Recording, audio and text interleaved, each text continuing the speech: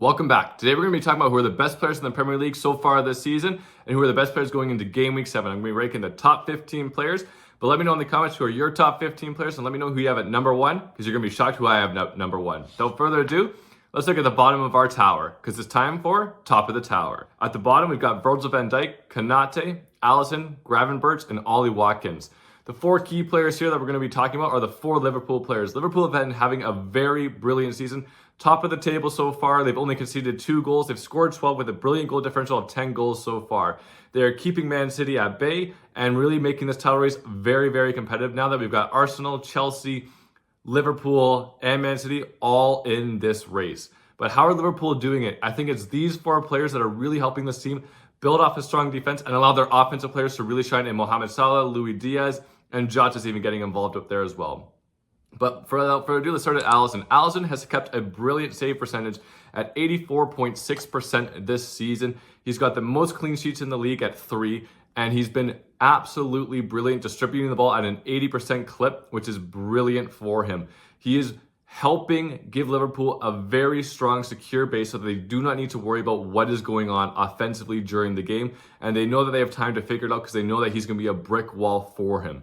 But in front of him, we've got 2 brilliant center backs in Konate and Virgil van Dijk. Virgil van Dijk is as solid as ever. He's at the end of his career, kind of now. He's starting to slow down a little bit, but he's still playing brilliant football, and he is stopping all offenses coming at him. He is paired brilliantly with Konate, who is a really active defender. He gets forward very well. He's very offensive as well. He's got a goal and an assist this season, Konate. So look for him to continue having a really great season. And these core 3 players for Liverpool give them so much freedom to do whatever they want offensively. They allow Trent and Robertson to really move up the pitch to allow them to drive up offensively because they know that those 3 players are back there and will continue to hold a solid line for that team to build off of.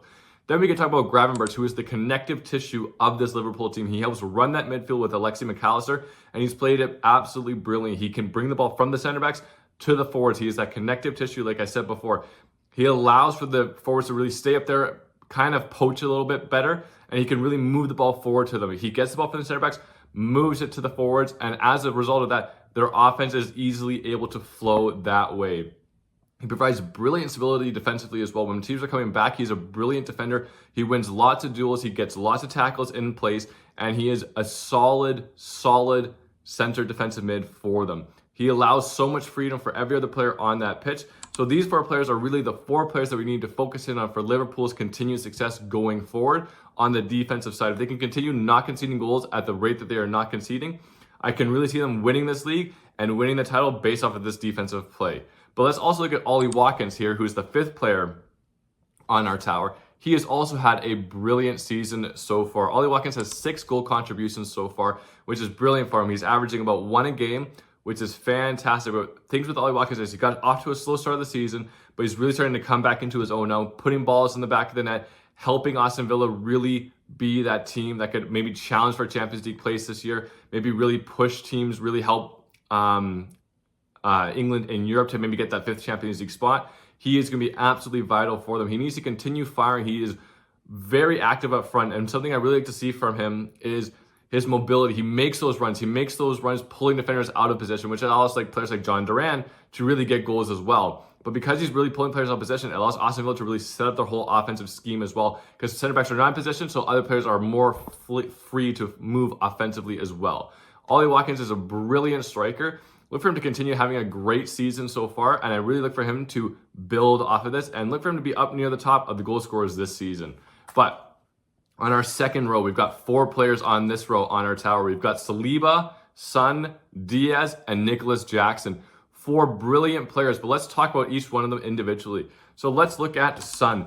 He has 4 goal contributions on the season so far. It doesn't sound like a lot. However, the entire Spurs offense runs through him. He allows Solanke to get open. He gives Madison freedom to be creative. Son is, so many people have to focus on him on the defensive side that it allows so much space for every other offensive player on Spurs. He is also brilliant with both feet. He can fire the ball in with his right foot, fire the ball in with his left foot. It doesn't matter. So he's such a versatile player. The entire offense runs through him, and they are really pushing now. After beating Man United 3-0 on the weekend, they have a huge chance to make it into the Champions League this year, which would be a brilliant accomplishment for Spurs. They might even win a trophy like the FA Cup or the League Cup. They are so in such a good position because of Son. So look for them to continue doing well and look for Son to continue absolutely firing this season.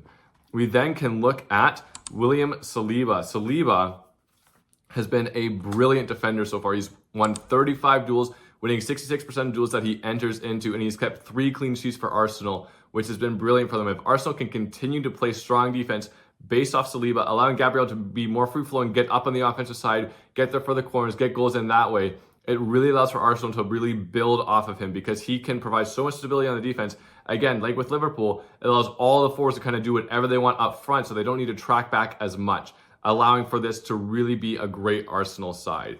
We then can look at Luis Diaz, who has 5 goals on the season so far. He is absolutely firing them in, and this is really the player that we all thought he could be. He was kind of hit or miss for so many seasons, but now he's really starting to string some really good games back to back.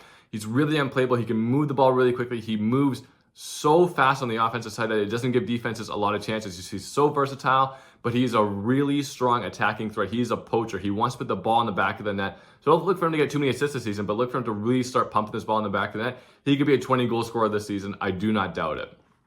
Finally, we can look at Nicholas Jackson, who we were all making fun of last season. Because, I mean, let's face it, he was terrible. He couldn't hit the side of a barn if he really wanted to. But he has 7 goal contributions this season, which is brilliant for him. He's got 4 goals and 3 assists. He is absolutely firing on all cylinders. I think that addition of Jadon Sancho is really vital for him. It's really helping him open up more space for him. It's allowing him to make more runs, be more effective on the offensive side.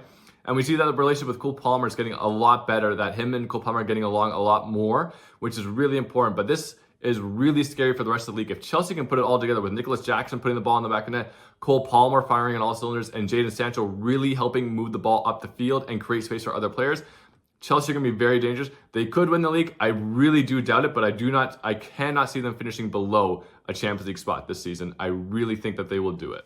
Moving on to our third row, our middle row. We've got Kevin De Bruyne, Declan Rice, and Bukayo Saka, 2 Arsenal players and 1 Man City player.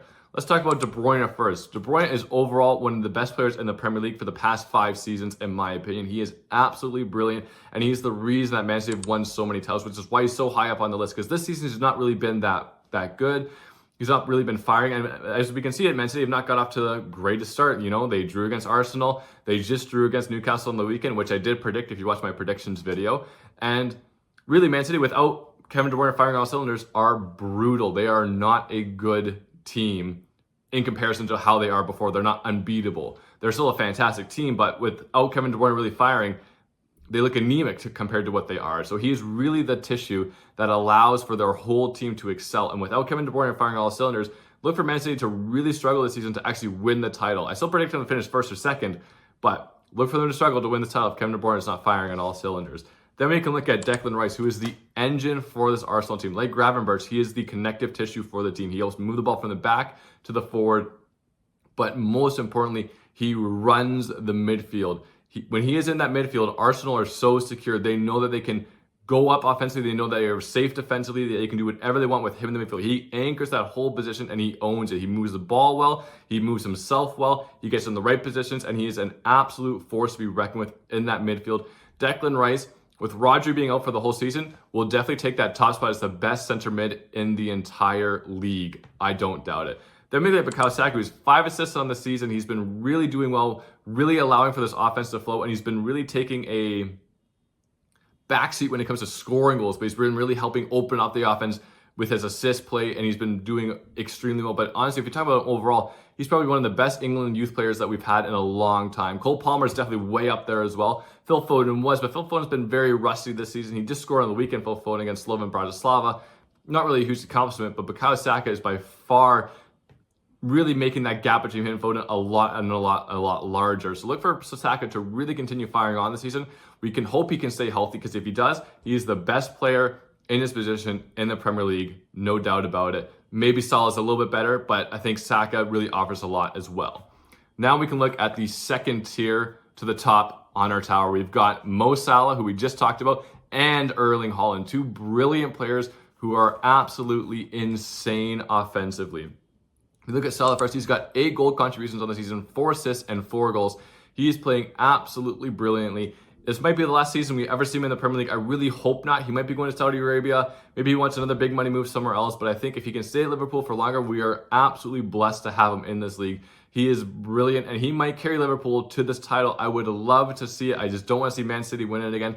He is brilliant. He offers so much going forward offensively, both in assists, both in goal scoring. He is so versatile, and it's hard to slow him down because if he's not scoring, he's getting assists. If he's not getting assists, he's scoring. If he's not doing any of that, he's still moving the ball well and getting that hockey assist, that second assist before the assist. So he is absolutely brilliant. So look for him to continue being one of the best players in the Premier League going forward. Then we've got Erling Haaland. Not much to say about him here. He's got 10 goals on the season, no assists. He is absolutely lethal in front of net. If he gets through, if he's one-on-one, he's putting the ball in the back of the net. If he's getting his tap-ins, he's putting the ball in the back of the net.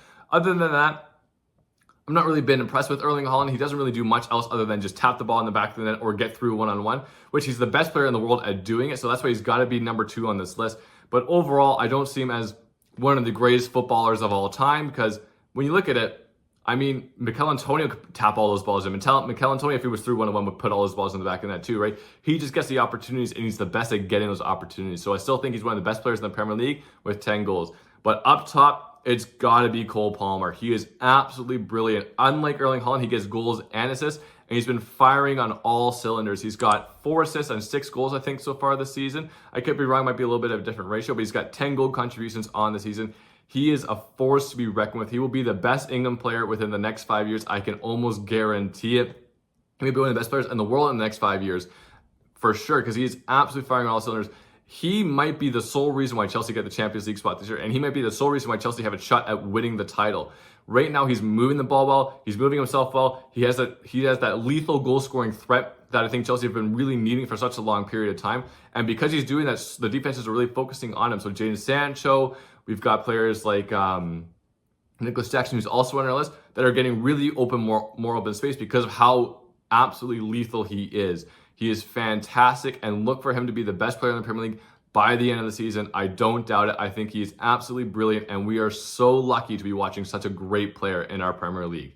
But let's recap the entire list. On our bottom row, we've got Virgil van Dijk, Konate, Alisson, Gravenberch, Watkins. Our second row, we've got Saliba, Son, Diaz, and Nicholas Jackson. Our third row, we've got KDB, Declan Rice, Bukayo Saka. Our fourth row, we got Mo Salah and Erling Haaland. And up top, we've got Cole Palmer. Let me know what you think of my list. Let me know what you think I got wrong. And let me know who you would add on to this list and who you drop off of it. But like always, have a good one. See you next time.